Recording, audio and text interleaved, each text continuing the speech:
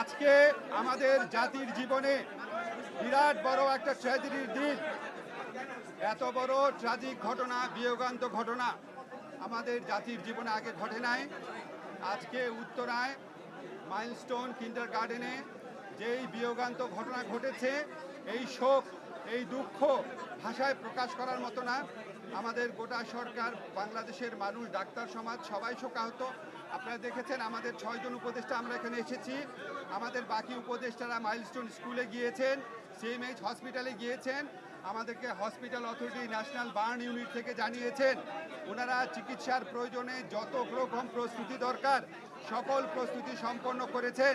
তারপরও যদি প্রয়োজন হয় বিদেশ থেকে চিকিৎসক আনাবেন, যদি প্রয়োজন হয় বিদেশে আমাদের এই শিক্ষার্থীদের যারা বার্ন ইউনিটে আহত অবস্থা আছে নিয়ে যাবেন।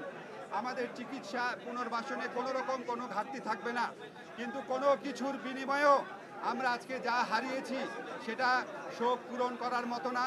আমরা আগামীকাল রাষ্ট্রীয়ভাবে শোক দিবস ঘোষণা করা হয়েছে, পতাকা অর্ধনমিত থাকবে এবং আমাদের প্রধান উপদেষ্টা বারবার ফোন করে খবর নিচ্ছেন যারা আহত অবস্থায় আছেন, যারা সংকটাপন্ন অবস্থায় আছেন, তাদের পাশে আমরা সবাই এসে দাঁড়াবো।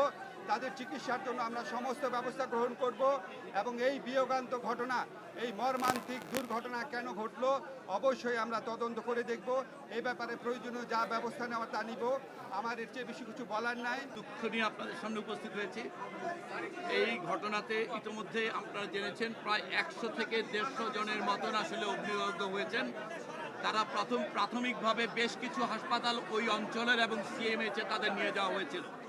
এই 100 জনের মধ্যে এই মুহূর্তে 6টি হাসপাতালে প্রায় 70-এর চাইতে বেশি আহত শিক্ষার্থী প্রধানত ভর্তি আছে। এছাড়া বিভিন্ন হাসপাতালগুলোতে ব্রড ডেড মানে মৃত অবস্থায় আনা হয়েছে, সেরকম সিএমএইচের মৃত অবস্থায় আনা হয়েছে 11 জনকে। কুর্মিটোলা জেনারেল হাসপাতালে মৃত অবস্থায় আনা হয়েছিল 2 জনকে। এই বার্ন ইনস্টিটিউটে মৃত অবস্থায় আনা হয়েছে 1 জনকে। এবং এছাড়া কুর্মিটোলা কুয়েত মসজিদ ঢাকা মেডিকেল কলেজে নেয়ার পরে 1 জনের মৃত্যু হয়েছে। সর্বমোট 16 জনের মৃত্যু নিশ্চিত করা হচ্ছে এবং ভর্তি অবস্থায় 70 জনের মতন বিভিন্ন হাসপাতালে চিকিৎসাধীন আছে।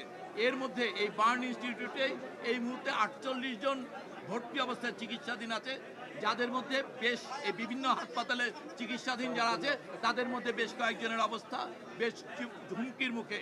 ইতিমধ্যেই একজন পাইলট যিনি ছিলেন ওই বিমানের, ওনাকে সিএমএইচে নেওয়া হয়েছে, সেখানে ওনাকে আইসিইউতে উনি আছেন, ওনার জীবনও সংকটের মুখে। এই অবস্থায় আমাদের বলতে পারি আমরা দেশের এইটা একটি অন্যতম রিসেন্ট সময়ের বড় ধরনের দুর্ঘটনা এবং এই রকম মৃত্যু এবং আহত, এবং এর মধ্যে একটা বড় অংশ আমরা যেভাবে বলছি এটা ইনহেলেশন ইনজুরি হয়েছে তাদের, অতএব সেটা ইমিডিয়েটলি অ্যাসেস করা যাচ্ছে না। এটা বেশ কিছু সময় লাগবে অ্যাসেস করতে, তাদের ঝুঁকির মাত্রাটা কত। এর পাশাপাশি এক্ষেত্রে সকল চিকিৎসকদের, বিশেষজ্ঞ চিকিৎসক, সরঞ্জামাদি এবং ঔষধপত্র সব কিছু যথেষ্ট পরিমাণে সকল হাসপাতালে প্রস্তুত আছে। এছাড়াও আপনারা সবাই মনে করেন যে রক্তের প্রয়োজনীয়তা, কালকে সকাল 8টা থেকে এই হাসপাতালগুলোতে যারা রক্তদানে আগ্রহী তারা আসলে স্ক্রিন করে তাদের রক্ত নেওয়া হবে।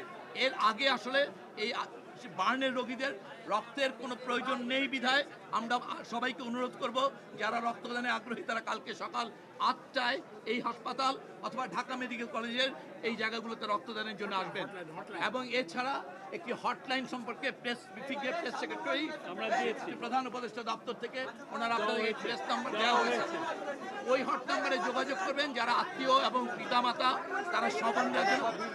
আর এই একটা জিনিস প্রথমেই বলা দরকার যে বার্ন রোগীর ক্ষেত্রে সবচেয়ে প্রধান হুমকি হচ্ছে সংক্রমণ। সো আপনারা দয়া করে হাসপাতালের ভেতরে প্রবেশ করা থেকে বিরত থাকবেন।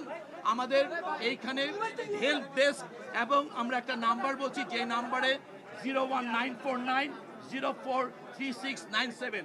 আমি আবার বলছি 01949043697 এই নম্বরে, অথবা এই বার্ন ইনস্টিটিউটের বাইরে হেল্প ডেস্কে সবাইকে সাহায্য করা হবে।